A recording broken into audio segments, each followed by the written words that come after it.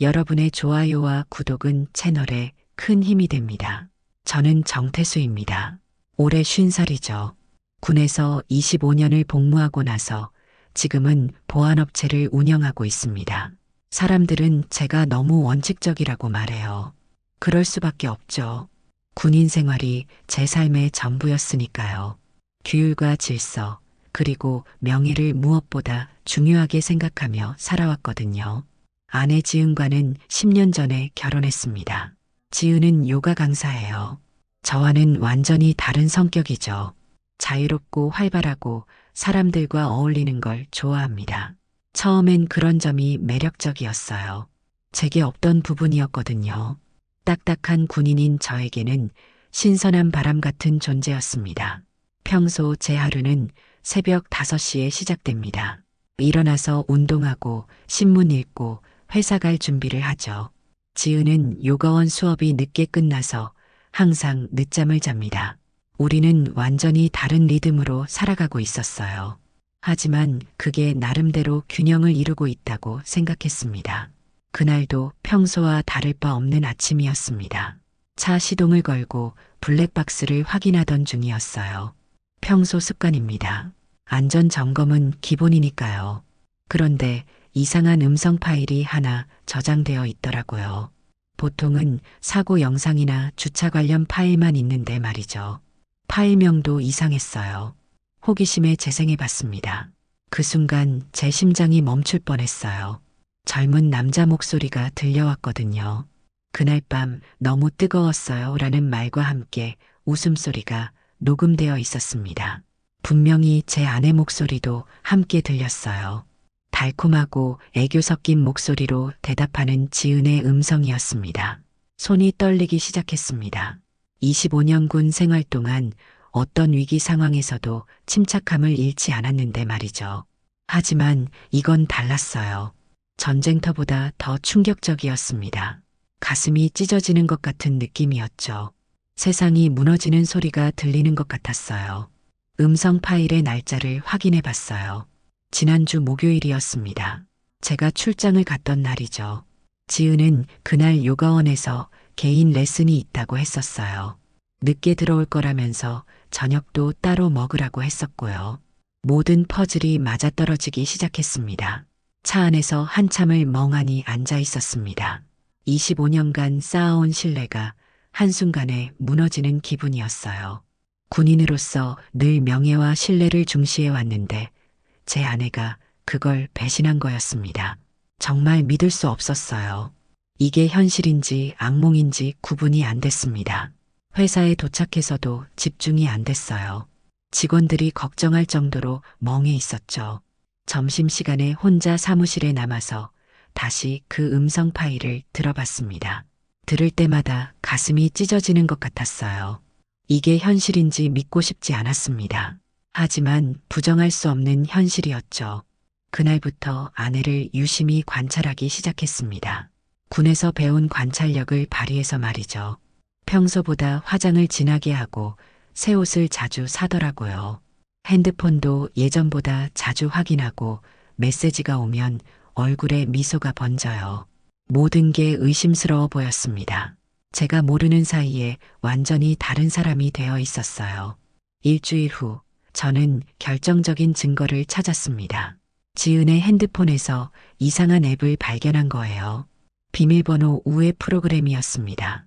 누군가와 비밀스럽게 연락하기 위해 설치한 게 분명했죠.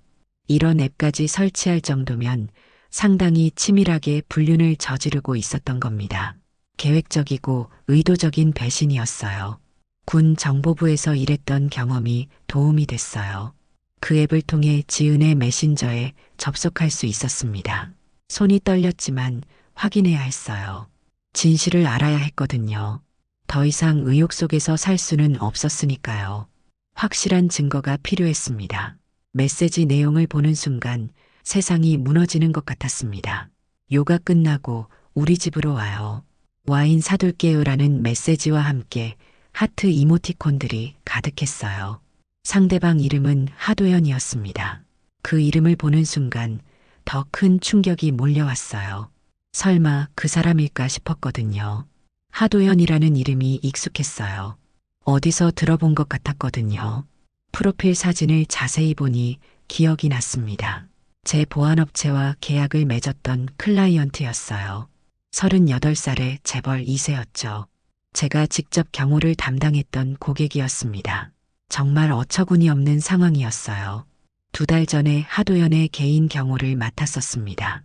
한 달간 그의 일정을 보호하면서 많은 대화를 나눴어요.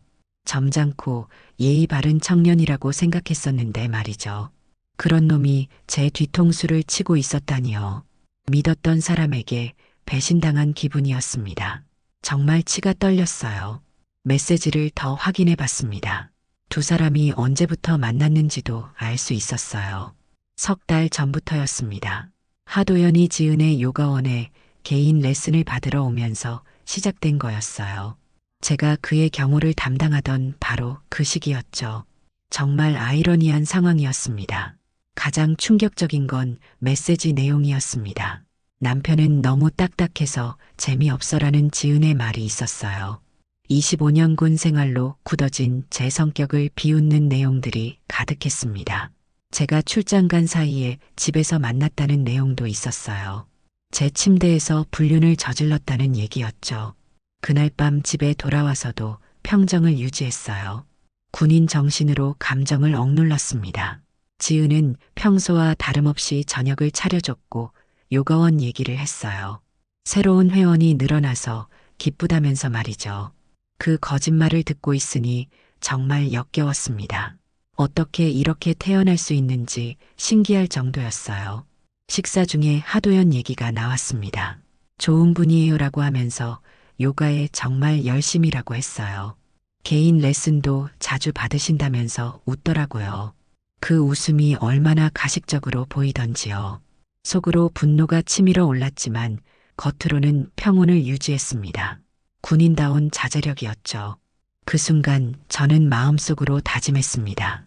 이 배신에 대한 대가를 치르게 하겠다고 말이에요. 하지만 감정적으로 행동하지는 않을 거였어요. 군인다운 냉정함으로 완벽한 복수를 계획하겠다고 결심했습니다. 침묵 속에서 치밀하게 준비할 거였어요. 적을 완전히 파괴할 때까지 말입니다. 침실에서 지은이 잠든 후에 더 많은 증거들을 수집했어요. 호텔 예약 메시지, 선물 받은 사진들, 둘이서 찍은 셀피까지 모든 걸 저장했습니다. 이 모든 게 나중에 법정에서 유용한 증거가 될 테니까요. 완벽한 복수를 위해서는 완벽한 준비가 필요했습니다. 복수를 위해서는 정보가 필요했습니다. 하도연에 대해 더 자세히 알아봐야 했어요. 군에서 배운 정보 수집 능력을 활용해서 그의 신상을 파악하기 시작했습니다. 적을 알아야 이길 수 있다는 게 병법의 기본이니까요. 치밀한 조사가 시작됐습니다. 놀라운 사실을 발견했어요. 하도연이 약혼 중이라는 거였습니다. 상대는 이채린이라는 여성이었어요. 건설 대기업 회장의 막내딸이고 현재 예술재단 이사로 활동하고 있었죠. 사회적으로도 인정받는 명문가 출신이었습니다. 완벽한 집안 배경을 가진 여성이었어요. 이채린에 대해서도 자세히 조사해 봤어요. 35살이고 해외에서 미술사를 전공했습니다. 품위 있고 지적인 여성이라는 평판이었어요. SNS를 보니 하도현과의 약혼 소식을 자랑스럽게 올려놓은 게 보였습니다. 정말 행복해 보이더라고요. 곧 큰 충격을 받게 될 줄도 모르고 말이죠. 완벽한 복수 파트너를 찾은 기분이었어요. 채린도 하도연의 배신을 알게 되면 분명히 분노할 거였거든요. 저와 같은 피해자가 되는 셈이니까요. 공동의 적을 둔 동맹이 될 수 있을 것 같았습니다. 복수는 혼자 하는 것보다 함께 하는 게 더 효과적인 법이죠. 채린에게 접근하는 방법을 고민했습니다. 직접적으로 연락하기에는 부담스러웠어요. 그래서 우회적인 방법을 선택했습니다. 그녀가 자주 가는 갤러리에서 우연히 만나는 걸로 했어요. 자연스러운 만남이 필요했거든요. 작전이라고 할 수 있었죠. 기회는 생각보다 빨리 왔습니다. 채린이 기획한 전시회 오프닝에 참석했어요. 정장을 차려입고 갔는데 다행히 어색하지 않았습니다. 군 출신답게 품위는 있어 보였거든요. 미술에 대한 기본 지식도 있었고요. 군 복무 중에 교양 강좌를 많이 들었었거든요. 전시장에서 채린을 발견했어요. 사진으로만 봤을 때보다 더 우아하고 지적인 인상이었습니다. 작품에 대해 설명하는 모습이 정말 전문적이었어요. 하도연이 이런 여성을 두고 바람을 피웠다는 게 믿어지지 않았습니다. 정말 한심한 놈이라는 생각이 들었어요. 조심스럽게 접근해서 대화를 시작했습니다. 미술에 대한 기본 지식은 있었기 때문에 어렵지 않았어요. 채린도 진지하게 미술을 감상하는 제 모습을 긍정적으로 봐주었습니다. 생각보다 대화가 잘 통했어요. 지적 수준이 비슷했던 것 같습니다. 대화 중에 자연스럽게 제 신분을 밝혔어요. 보안업체를 운영한다고 했더니 관심을 보이더라고요. 요즘 개인 보안에 대한 관심이 높아져서 그런 것 같았습니다. 신뢰할 만한 사람이라고 생각해 주는 것 같았어요. 군인 출신이라는 점도 플러스 요인이었죠. 전시회가 끝난 후 근처 카페에서 더 대화를 나눴어요. 그때 조심스럽게 하도연 얘기를 꺼냈습니다. 약혼자분과는 어떻게 만나셨나요? 라고 물어봤죠. 채린의 표정이 밝아졌어요. 하도연을 정말 사랑하고 있다는 게 느껴졌습니다. 순수한 마음으로 사랑하고 있었던 거죠. 곧 결혼할 예정이라면서 행복해했어요. 그 모습을 보니 마음이 아팠습니다. 곧 큰 충격을 받게 될 테니까요. 하지만 진실을 알려줘야 했어요. 채린도 저처럼 배신당하고 있었거든요. 같은 피해자였으니까요. 핸드폰을 꺼내서 하도연과 지은의 메시지 스크린샷을 보여줬습니다. 채린의 얼굴이 창백해졌어요. 처음에는 믿지 못하겠다는 표정이었습니다. 하지만 증거가 너무 명확했어요. 호텔 예약 메시지와 둘이 찍은 사진까지 있었거든요.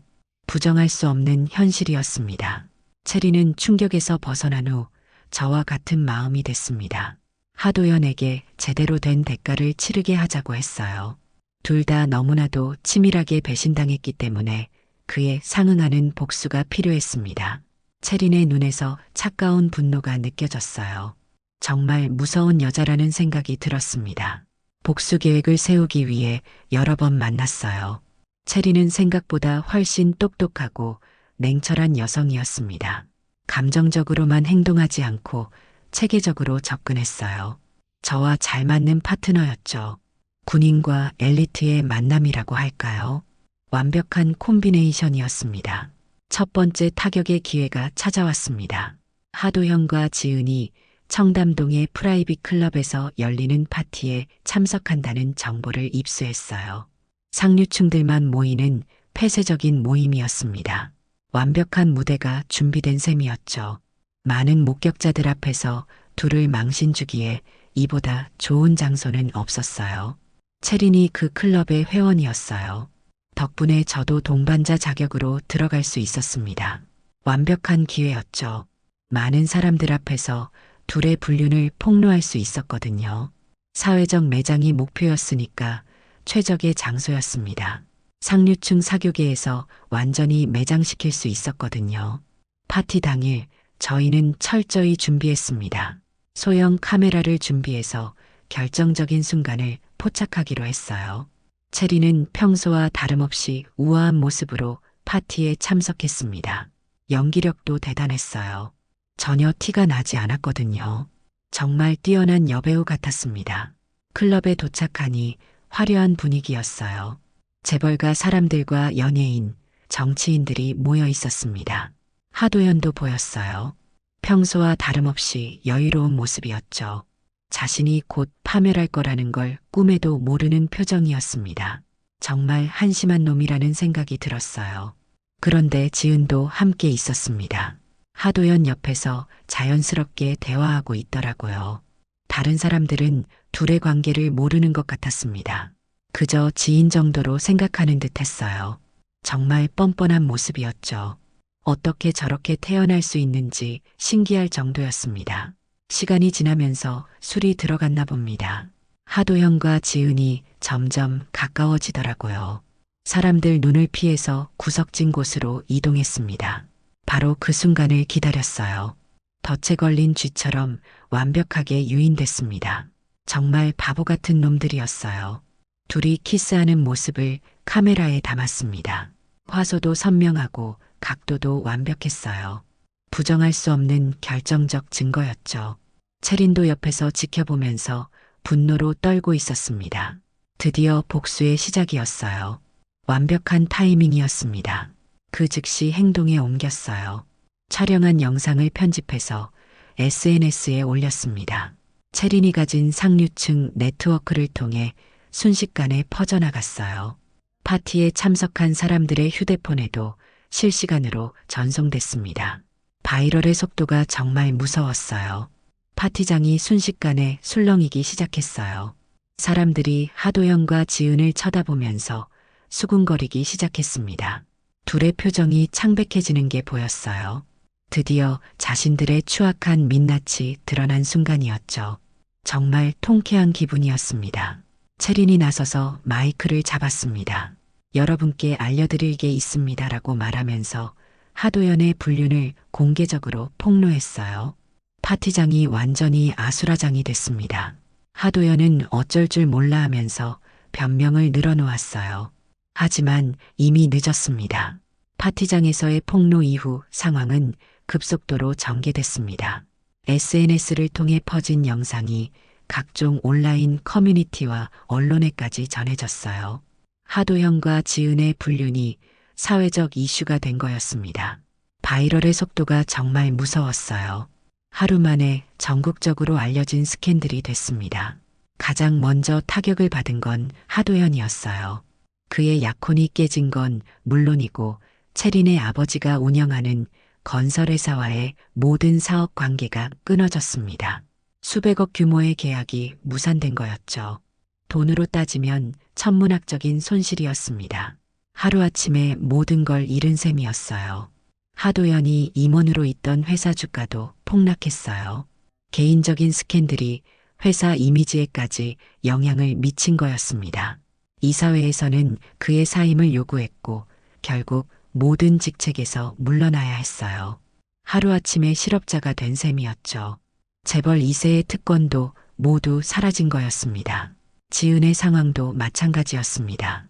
요가원 회원들이 대거 이탈하기 시작했어요. 불륜녀라는 낙인이 찍히면서 학부모들이 아이들을 보내기 꺼려했거든요. 온라인에는 지은을 비난하는 글들이 넘쳐났습니다. 완전한 사회적 매장이었어요. 요가 강사로서의 경력도 끝장난 거였죠. 언론에서도 이 사건을 대서특필했어요. 재벌 2세의 불륜 스캔들이라는 제목으로 기사가 쏟아져 나왔습니다. 지은의 신상 정보까지 공개되면서 완전히 사회적으로 매장당한 상태가 됐어요. 외출조차 어려운 상황이 된 거죠.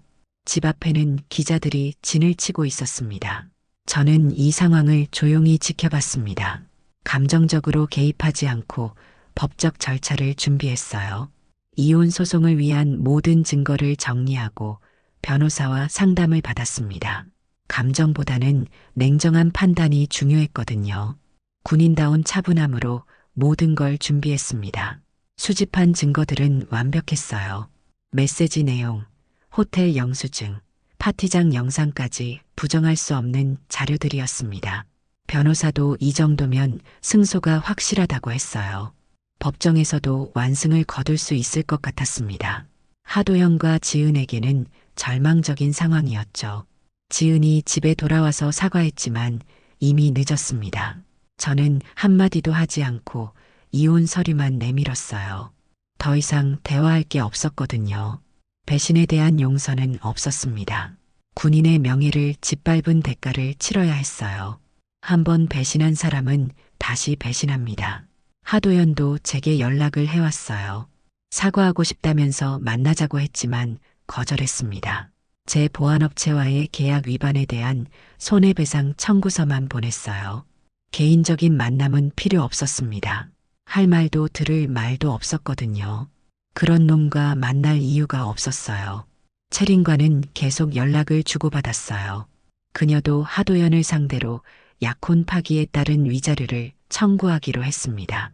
서로 도우면서 법적 대응을 준비했어요. 완벽한 동맹이었죠. 둘 다 똑똑하고 냉정해서 감정에 휘둘리지 않고 체계적으로 접근했습니다. 사회적 파장은 예상보다 컸습니다. 상류층 불륜 스캔들이라는 점에서 사람들의 관심이 높았어요. 온라인에서는 하도연과 지은을 비난하는 여론이 들끓었습니다. 완전히 사회적 심판을 받고 있었어요. 특히 기혼자인 지은에 대한 비판이 더욱 거셌습니다. 특히 지은이 받은 타격이 심했어요. 요가원은 결국 문을 닫아야 했고 그동안 쌓아온 사회적 관계들도 모두 끊어졌습니다. 친구들마저 등을 돌리는 상황이 됐어요. 완전한 고립 상태였죠.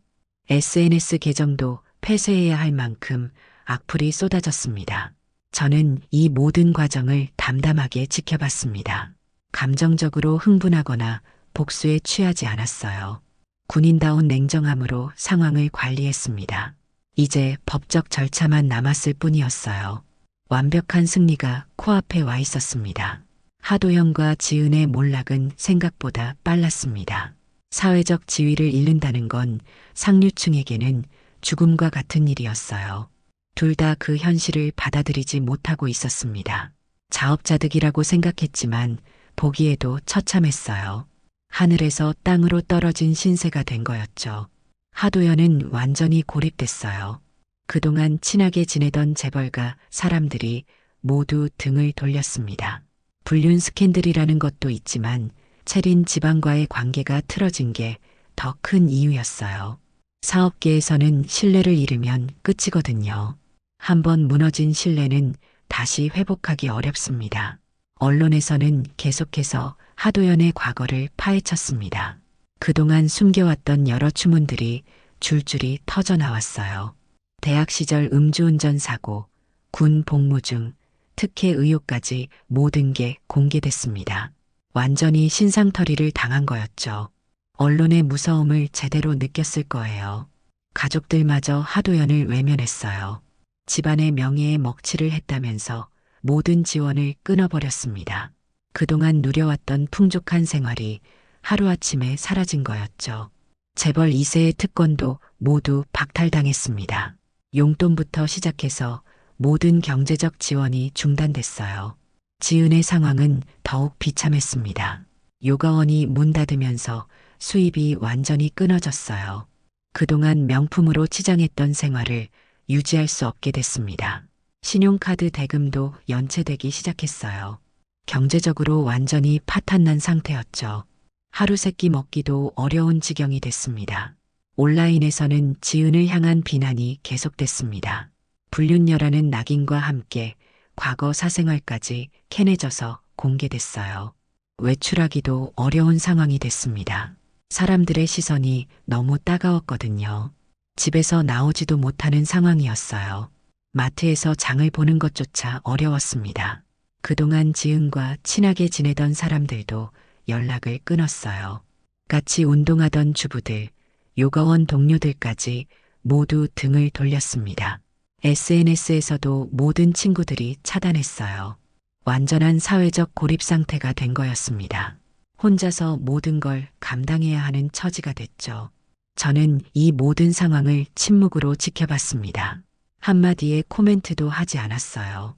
하도연이나 지은의 연락에도 일체 응답하지 않았습니다. 그것이 제가 택한 복수 방식이었어요. 침묵이야말로 가장 잔인한 복수였죠. 말로 하는 복수보다 훨씬 효과적이었습니다. 하도연은 제게 용서를 구하려고 회사까지 찾아왔어요. 하지만 경비실에서 면회를 거부당했습니다. 저는 그를 만날 생각이 전혀 없었거든요. 할 말도 들을 말도 없었습니다. 보고 싶지도 않았어요. 같은 공간에 있는 것조차 불쾌했거든요. 지은도 마찬가지였어요. 집에 돌아와서 무릎 꿇고 사과했지만 저는 쳐다보지도 않았습니다. 이미 마음속에서 완전히 지워버린 사람이었어요. 다른 방에서 잠을 자며 철저히 선을 그었습니다. 같은 공간에 있는 것조차 불쾌했거든요. 공기도 더러워지는 기분이었어요. 채린과는 가끔 연락했어요. 그녀도 저와 비슷한 심정이었습니다. 배신당한 분노보다는 실망감이 더 컸다고 했어요. 그래도 서로 의지하면서 이 상황을 헤쳐나가고 있었습니다. 동병상련이라고 할까요? 같은 상처를 받은 사람끼리의 연대감이 있었어요. 언론의 관심도 점점 식어갔어요. 새로운 이슈들이 나타나면서 하도연과 지은의 스캔들은 잊혀져 갔습니다. 하지만 그들에게는 그것이 더 큰 고통이었을 거예요. 관심조차 받지 못하는 상황이 됐으니까요. 완전히 버려진 기분이었을 겁니다. 드디어 법정 다툼이 시작됐습니다. 저는 하도연을 상대로 상간남 소송을 제기했어요. 5억 원의 위자료를 요구했습니다. 그동안 모은 증거들이 모두 법정에서 공개됐어요. 완벽한 준비를 마친 상태였죠. 군인다운 치밀함으로 모든 걸 준비했었거든요. 변호사는 승소를 확신했습니다. 메시지 내용, 호텔 예약 기록, 파티장 영상까지 완벽한 증거들이었거든요. 하도연 측에서도 변호사를 선임했지만 변명할 여지가 없었어요. 사실관계가 너무 명확했거든요. 부정할 수 없는 증거들이 산더미처럼 쌓여 있었습니다. 첫 번째 재판에서 하도연은 초라한 모습이었습니다. 그동안의 당당함은 온데간데없고 위축된 모습으로 법정에 섰어요. 기자들의 플래시 세례를 받으며 고개를 숙이고 들어가는 모습이 인상적이었습니다. 완전히 기가 죽어 있더라고요. 재벌 2세의 위풍당당함은 어디로 갔는지 모르겠더라고요. 증거 제시 단계에서 하도연과 지은의 불륜 사실이 낱낱이 공개됐어요. 법정에 있던 방청객들이 탄식을 내뱉을 정도로 적나라한 내용들이었습니다. 하도연은 변명도 제대로 못했어요. 할 말이 없었던 거죠. 증거가 너무 확실했으니까요. 변호사도 어쩔 줄 몰라 하는 모습이 보였습니다. 지은과의 이혼 소송도 동시에 진행됐습니다. 저는 위자료 지급을 거부하고 재산 분할도 최소화하려고 했어요. 잘못한 쪽이 지은이었기 때문에 법적으로도 유리한 위치에 있었습니다. 유책 배우자에게는 불리한 게 당연했죠. 법은 정의로웠습니다. 지은의 변호사가 재산 분할을 요구했지만 받아들여지지 않았어요. 불륜이라는 명백한 잘못이 있었기 때문에 법원에서도 제 편을 들어줬습니다. 오히려 지은이 위자료를 지급해야 하는 상황이 됐어요. 완전히 역전된 상황이었죠. 배신의 대가를 제대로 치르고 있었습니다. 하도연에 대한 상간남 소송에서는 일부 승소했습니다. 5억 원 요구액 중에서 3억 원이 인정됐어요. 충분히 만족스러운 결과였습니다. 하도연의 재산에서 강제 집행을 통해 회수할 수 있게 됐거든요. 돈으로라도 배신의 대가를 받을 수 있었습니다.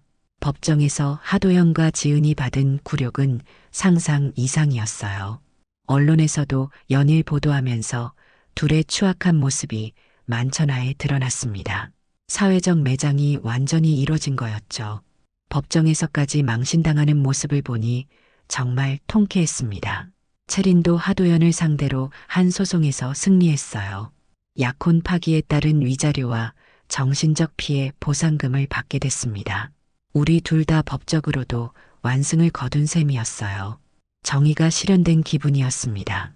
악한 자들이 정당한 대가를 치르고 있었거든요. 지은은 요가원 명의로 되어 있던 아파트에서도 쫓겨났습니다. 대출금을 갚지 못해서 경매로 넘어간 거였어요. 결국 지하 원룸으로 이사를 가야 했습니다. 하늘에서 땅으로 떨어진 신세가 됐죠.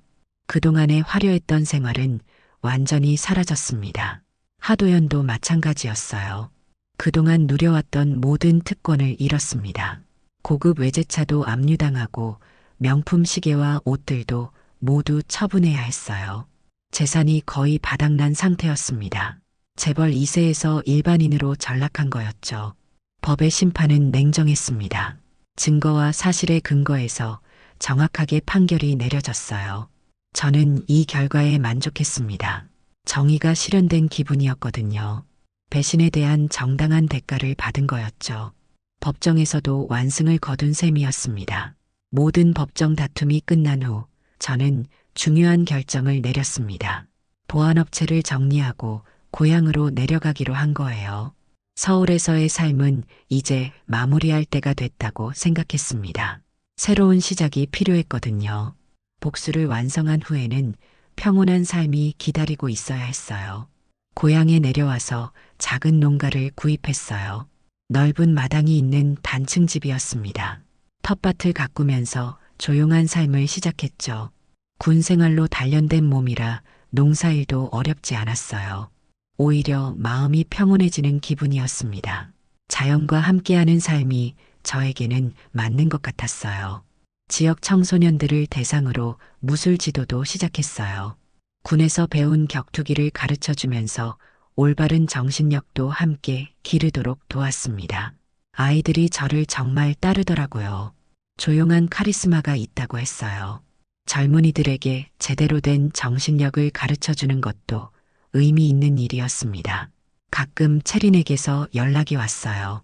그녀는 새로운 사람을 만나서 행복하게 지내고 있다고 했습니다. 하도연의 배신으로 상처받았지만 더 좋은 사람을 만난 거였죠. 저도 그녀의 행복을 진심으로 축하해 줬어요. 서로 상처받았지만 결국은 더 나은 삶을 찾은 셈이었습니다. 하도연과 지은의 근황도 가끔 들려왔습니다. 둘 다 완전히 나락으로 떨어진 상태였어요. 하도연은 정신과 치료를 받고 있다는 소문이 있었고 투자 사기에 연루되어 또 다른 법정 다툼에 휘말렸다고 했습니다. 한번 무너지기 시작하면 끝도 없이 추락하는 법이죠.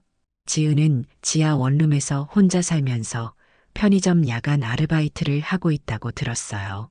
그동안의 화려했던 생활은 완전히 사라졌습니다. 요가 강사로서의 경력도 끝났고 사회 복귀도 어려운 상황이었죠. 완전히 바닥까지 떨어진 상태였습니다. 자업자득이라고 생각했어요. 저는 이런 소식들을 담담하게 들었습니다. 복수심이 사라진 건 아니었어요. 하지만 더 이상 그들에게 신경 쓸 필요가 없다고 생각했습니다. 이미 충분한 대가를 치렀으니까요. 제가 원했던 복수는 완벽하게 성공했거든요. 텃밭에서 기른 채소들을 이웃들과 나눠 먹으면서 소소한 행복을 느꼈어요. 복잡한 도시 생활보다 훨씬 평온했습니다.